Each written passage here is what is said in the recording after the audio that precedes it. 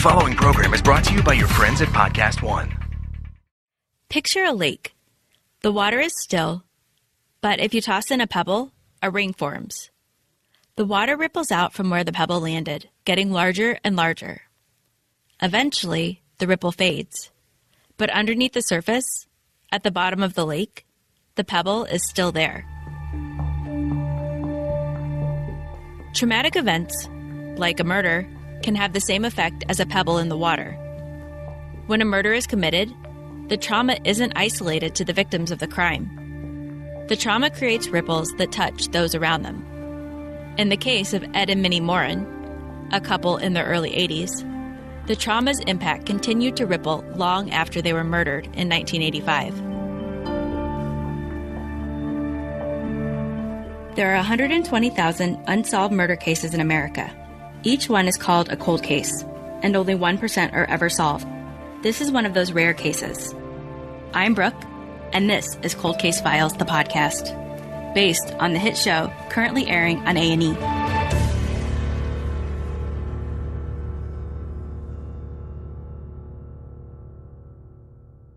Before we go any further, let's rewind a little bit. We need to get to know Ed and Minnie Maurin to better understand what happened. Edward Maurin was born in June of 1904 in the same county where he died and is still buried today. Minnie was born on Christmas Day in 1901. Minnie had 4 children with her first husband, Delbert, Hazel, Dennis, and Dale. After her first husband passed away, she married Ed, and he moved into the family home. The couple lived together on a farm in Lewis County, Washington. It was 120 acres where they raised cows for beef and leased land for growing Christmas trees. Despite being private about their finances, the Maurins were thought of as well off. They were active in their community and liked by all that knew them. I've always wanted Grandma and Grandpa to be remembered as that happy little couple taking care of each other, rather than just victims of homicide. Minnie hosted a yearly Christmas party for the couples at her church, scheduled for December 19th. When the partygoers arrived at Minnie and Ed's home around noon, the house was empty. In place of their hosts, guests found a half-played game of rummy, a folded newspaper that didn't appear to be read, and a dirty shoe print by the furnace. Not knowing what to do, a friend contacted the family, who in turn called the police. One of the first family members on the scene was Mike Cadler, Dennis's son and Minnie's grandson. Mike remembers that day well. I walked in, and I see papers strung around in the house. They kept a bunch of bank statements in shoe boxes, and they were strung out over the living room. Grandma's purse was left by her chair tucked behind the couch. She never left the house without her purse. This ain't normal.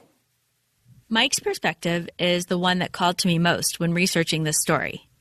He seemed like a decent person, maybe even a nice guy.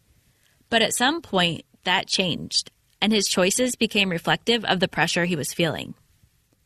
I can't help but wonder how his life might have been different had he not experienced this trauma. Based on the choices he made afterwards, I feel confident that if I had known him, we would likely not have been friends. He comes across as someone who is a bit impulsive and has a short temper. It made me mad, pissed me off, and I pretty much told him to kiss my ass. See what I mean? I don't think that makes him a bad person. I just think his choices have been guided by the ripples of trauma he experienced.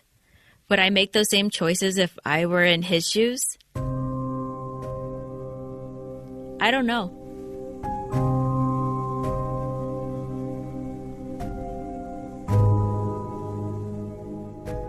Imagine, it's December of 1985 in Washington State. It's cold, just above freezing, but there's only a little snow on the ground. At 5:30 a.m., Dennis Hadler, Mike's father, picked him up and they drove to the family logging business where they both worked. On the way there, they noticed that the light was on in the Maurins' home. The couple were not particularly early risers, so it was just assumed that someone was running to the bathroom or getting a drink. It wasn't until later that this observation became important. So Dennis and Mike continued on with their day as normal. Mike tells us that he had just gotten home for the evening. He'd been working all day in the cold, wet conditions that come with winter in the Pacific Northwest. For me, relaxing after a hard day in the cold means curling up by the fireplace in warm pajamas. For others, maybe that means an adult beverage or two. Whichever it was for Mike, he was jolted out of it by the ringing phone.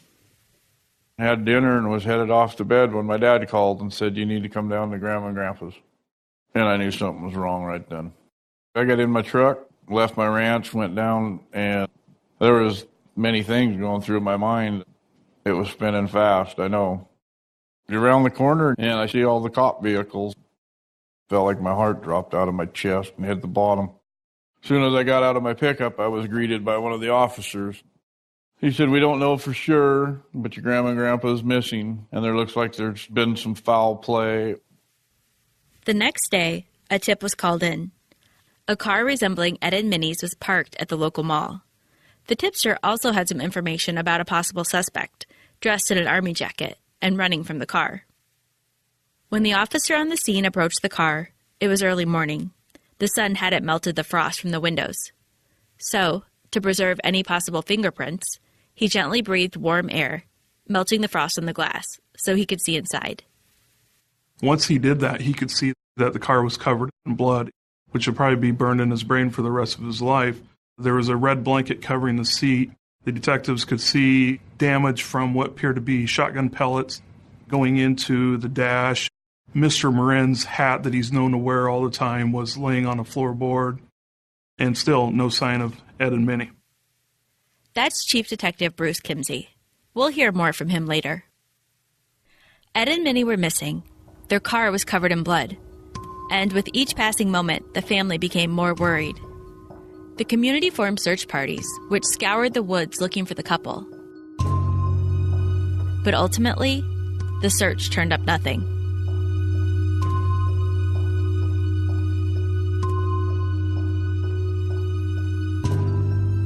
The car was located on the 20th, but it was still 4 more days before Ed and Minnie were discovered.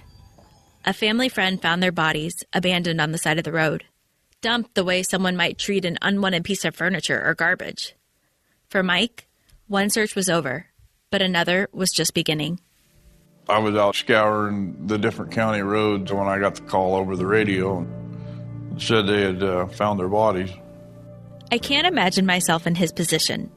How powerless must someone feel when their grandparents, the rocks of the family, are suddenly taken away? The last time that I seen my grandparents was on the Sunday before they disappeared, and I stopped in to see them.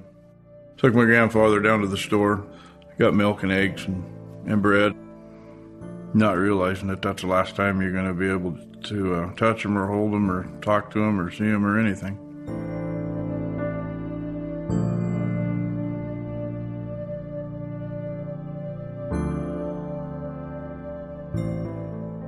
The family was grieving, the community was grieving, and the police were under tremendous pressure to find answers. Soon we'll talk about the path that the police took in their investigation. But for a second, let's talk about the Lewis County Police themselves. I wasn't able to find a definite number for murders in Lewis County in the 1980s, but basically, there weren't a lot.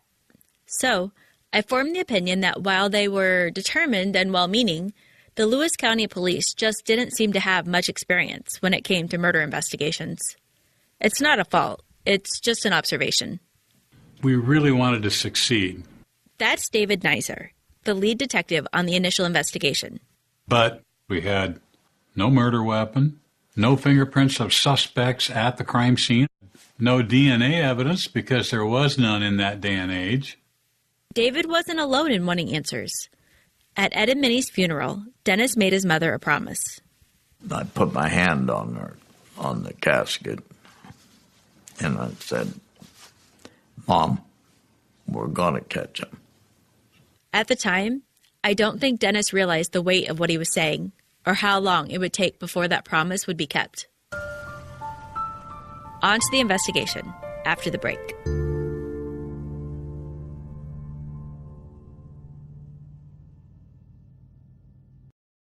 Hey everybody, this is Spike Ferguson from Spike's Car Radio.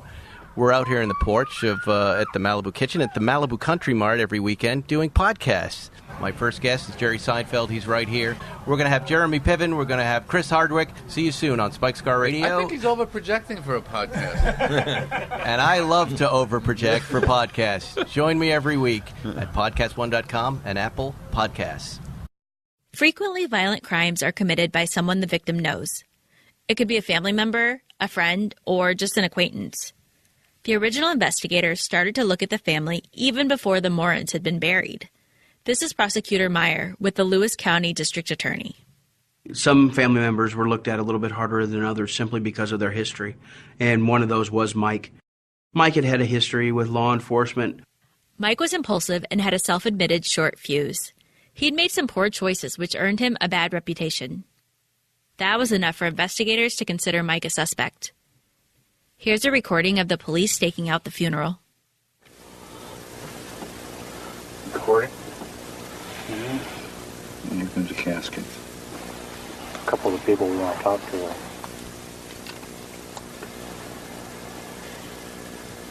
I'll get the pallbearer. Here comes your guy right there. Okay, make Mike dressed up. Oh, that's the bad guy, I think. While this conversation was taking place, Mike and his family members were carrying the caskets down the church steps. Honestly, I'm not sure this was the right venue for a police stakeout. Even if Mike was a suspect, what were the investigators hoping to accomplish by surveilling the funeral? What were they expecting to see? Mike wasn't an angel, but police had no physical evidence and no motive that made sense. Does making poor choices mean that he's a murderer?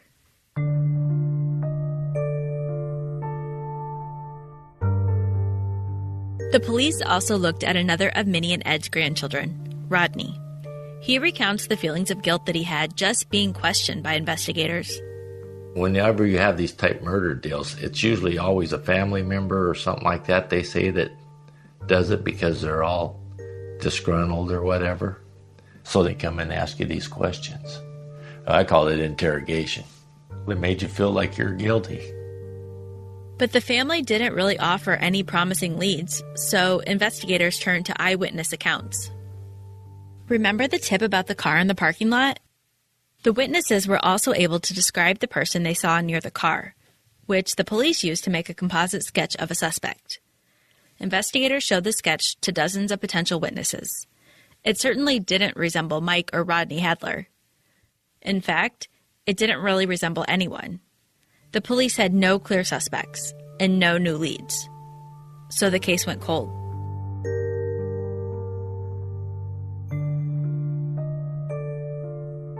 Four years later, in April of 1990, the police received an unexpected phone call with a tip about Ed and Minnie's case. The informant told them that he had information on a double murder. Not only did he know who had committed the crime, but the perpetrator was his own brother, Scott Coulter. Coulter had actually been a part of Ed and Minnie's family at one time. He was married to one of Minnie and Ed's granddaughters. It seemed as though his marriage did not end in bliss, because this was what the informant had to say next. In fact, he laughed about it because it was his wife's grandparents. He said, "Oh yeah, but I got that bitch. I killed her grandparents, and I got all her savings too." That last part is important because Ed and Minnie were taken to a bank before they were murdered and withdrew significant amounts of cash. Remember the bank statements that officers found tossed all over their home? From those, the killers knew that Ed and Minnie had money. With a new motive in play, detectives decided to focus on Scott Coulter. I tried to find out more, but in this case, my investigative skills have failed. I don't know anything about Scott, except for some reason his brother called in a tip implicating him in the crime. Let's see how this tip unfolded. Scott Coulter apparently had been involved in the drug world, which might have made him resistant to cooperating with the police. The police understood this, and the fact that they had no physical evidence tying him to the crime. So they got creative. The detectives devised a plan where they would pretend to be with the mob, and that he was going to be initiated into the mob in order to make some money. How or why this plan came to be developed, I can't say. What I can tell you are the results of the plan. During the meeting, they asked him to share something he had done which he would never dare tell anyone about. They then hinted at the crime committed against the Maurins, and Coulter began to open up. And Scott actually said, well, I just got him in the car and took him to the Yardbird Shopping Center, and he went like that. Like that means he used his index finger and thumb to mimic a handgun. Well, of course, it wasn't a handgun at all. Now, what kind of gun did you use? And he said, a .22. It wasn't a .22. It was a 12-gauge shotgun. He had the wrong kind of gun. He was wrong on where they were killed. He didn't have the right answer to anything. You could have read the paper and gotten more right. I know that false confessions happen, but I'm curious as to why, in this particular case, things unfolded in this way. Why does someone's brother come forward without any provocation and point the finger at his own family member? Why does that person, in turn, confess to a brutal murder that he didn't commit? And why, of all interrogation tactics that investigators could have used, did they decide to pull an elaborate mob sting?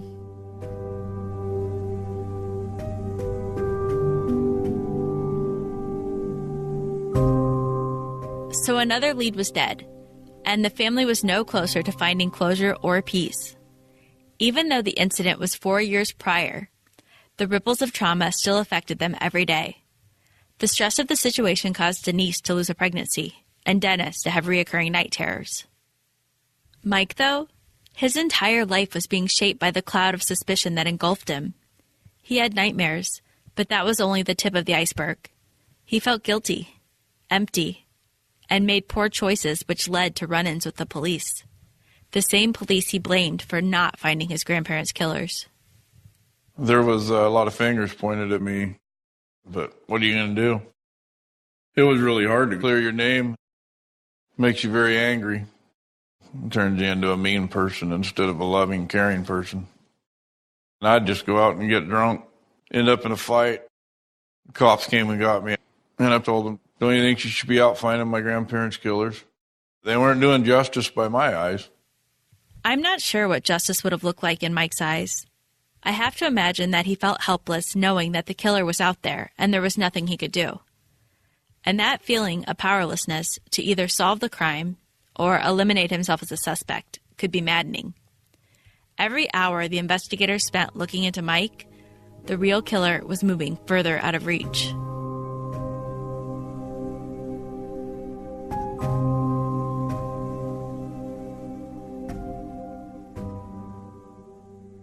We're going to pick up the story again in 1991, 6 years after the murders. Dennis, still determined to make good on his promise to solve the case, hires a private investigator. The investigator is able to uncover some additional witnesses and shares that information with police. The finger is pointed at two brothers, Rick and Greg Reif. Rick and Greg were 2 of 3 brothers in the Reif family and were described as inseparable. Rick was the leader and Greg the follower. It was said that the local people knew not to mess with Rick. In the early 80s, Rick married Robin, who had 3 children. He didn't have a job. He'd formerly worked for a logging company, but he was receiving disability at the time. They were poor. Rick used and sold drugs on the side. It seemed like they never quite had enough money, and the family was known to sell or pawn things just to keep the lights on. Robin and Rick separated in 1987. She moved to Arizona, and he moved to Alaska with Greg. I don't know the charges, but Robin Reif was incarcerated in an Arizona prison when the police contacted her in 1991. What she said must have been helpful, because the police were able to have her moved to a prison closer to Lewis County. It also inspired the police to make a trip to Alaska to talk to the brothers.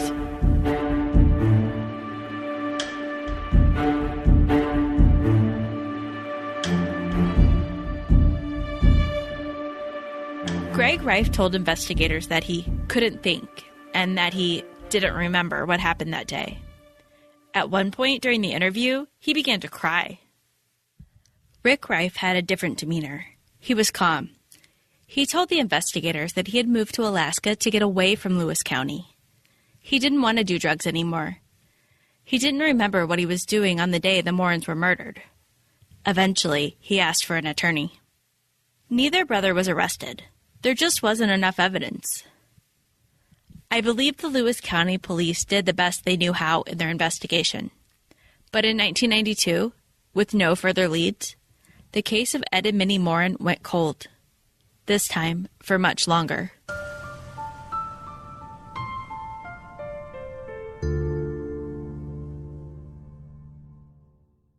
Bruce Kimsey was only 10 years old in 1985. But the ripple of Ed and Minnie's disappearance reached him as well. 20 years later, he became the new lead detective on the case. I said, I want to solve the murder of Ed and Minnie Maurin. The detective said this case has been unsolved for years and years. You might want to think about some other things, like property crimes, burglaries, and I said, no, I'm serious. He was able to look at it with fresh eyes and make the first real progress in decades. So when I open up the case, the first thing is going through this massive amount of case file. I'm reading this case every single night, and I'm so fascinated because this is, I feel, one of the most horrific crimes in Lewis County history. We got a robbery, we got a kidnapping, and we have a double murder. I'm living this, breathing this. I want the who, the what, the how, the where, the why. But I'm not the first detective to investigate this case. And so for me, I had to think about something that I can do different. What did he see when he looked back on the decades-old investigation? Detective Kimsey reviewed all of the prior witness statements. He was able to create a map that showed the path that the Maurins and their car took that morning. He traced the path from their home to the bank and eventually to the mall where the car was found. He used new technology to update the pictures of suspects that witnesses were shown. Previously, they had been shown copies of copies. Thanks to the miracle of technology, they were seeing them in color and with increased clarity.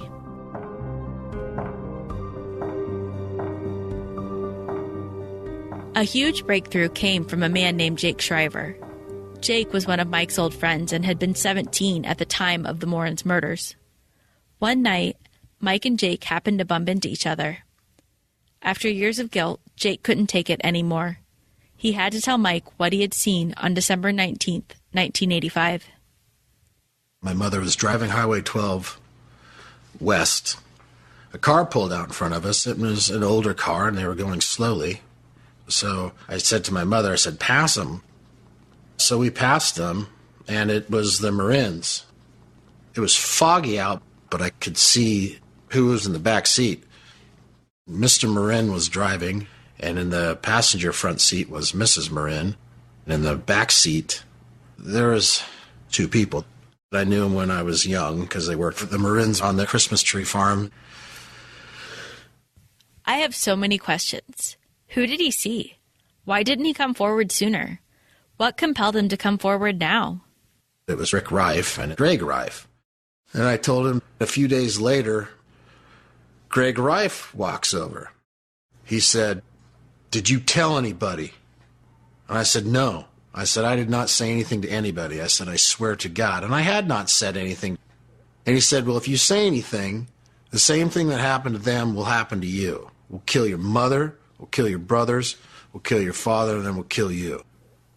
I can't imagine Jake's dilemma, having to choose between protecting his loved ones or coming forward to help someone else.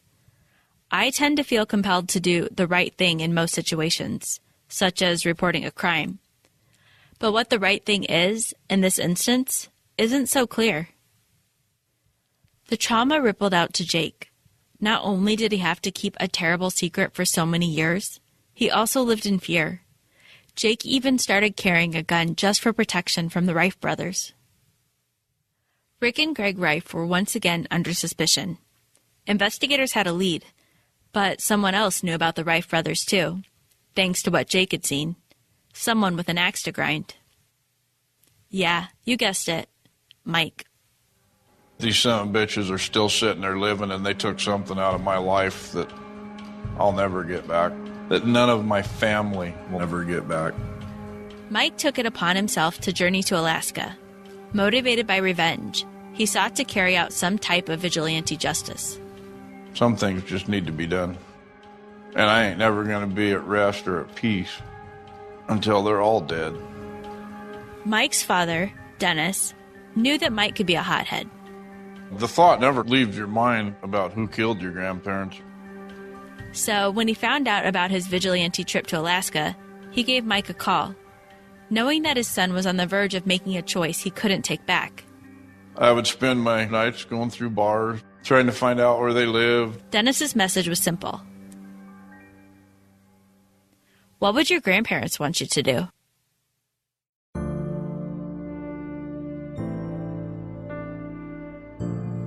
In the end, Mike didn't do it. He didn't take justice into his own hands.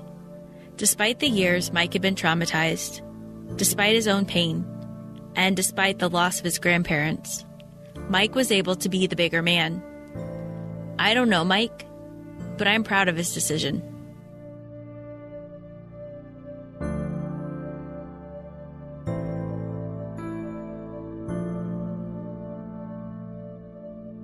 In 2012, Detective Kimsey was able to use the new information to get a warrant to arrest the Reif brothers. He booked a flight to Alaska, but in a twist of fate, he learned that just the day before, on June 12th, Greg Reif had died. The cause of death had been reported as ill health or natural causes. Rick Reif was arrested and charged with kidnapping, robbery, and murder. Let's talk about what really happened to Minnie and Ed. Using the evidence from the trial and the witness testimony, this is how I imagine things went on December 19th, 1985. Ed and Minnie were sleeping. They like to sleep in. I mean, who doesn't? They heard a window break or a frantic knock on the door, so they went to check out the situation. To their surprise, they discovered two men that they barely even knew. The men had guns and were under the influence of drugs, making them aggressive and obviously impairing their judgment. The Maurins probably asked the men what they wanted. I imagine that they agreed to give it to them. What choice did they have? They showed the men they had money, backing it up with bank statements and receipts. Ed even called the bank in advance to verify that the money was available. The Maurins were forced to get into their own car, a green Chrysler, and drive the men to the bank. It was a small town, and though the morning was foggy, Ed and Minnie's car was noticed. After the money was collected, I imagine the brothers weren't quite sure what to do next. Maybe they were coming down from their high and the depression and agitation were setting in. Maybe they just made an awful choice. But at this point, the brothers ordered Ed to drive them down a remote logging road. From the autopsy, it's pretty clear that Minnie was shot in the left shoulder and neck. So I would guess that that shot came from the back passenger seat. Ed was shot square in the middle of the back. Both people were then discarded on the side of the road for a payout of $8,500. I have to tell myself that Greg and Rick Reif were somehow impaired at the time, or maybe they had been victims of a trauma that had damaged their moral compass. I don't know if those things are true, but it's hard for me to imagine it any other way. The men, the murderers, then had to get into the front seat of the car where the Maurins' blood stained the seats. They drove to the mall, wiped down the outside of the car to remove their fingerprints, and then they ran away. They ran all the way to Alaska. On November 18th, 2013, a jury found Rick Reif guilty of 7 felony counts in relation to the slayings of Ed and Minnie Maurin. Those counts included murder, kidnapping, robbery, and burglary. Was that justice?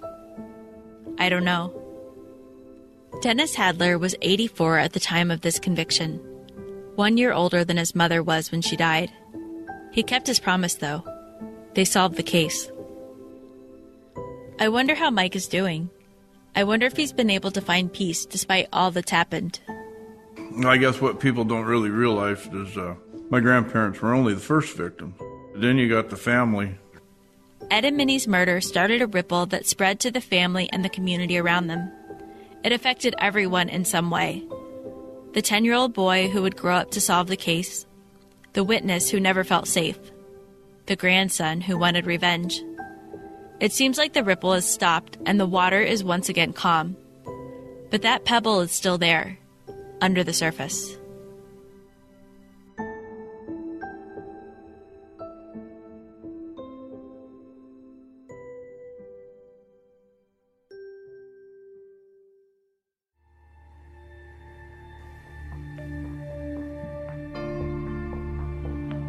If you'd like to see more about the case of Ed and Minnie Maurin, check out Cold Case Files at aetv.com.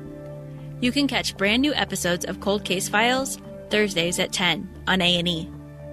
Also, if you like what you hear, please leave us a rating and review on your podcast app. It helps us to stay on the charts where people can find us. Thanks for listening.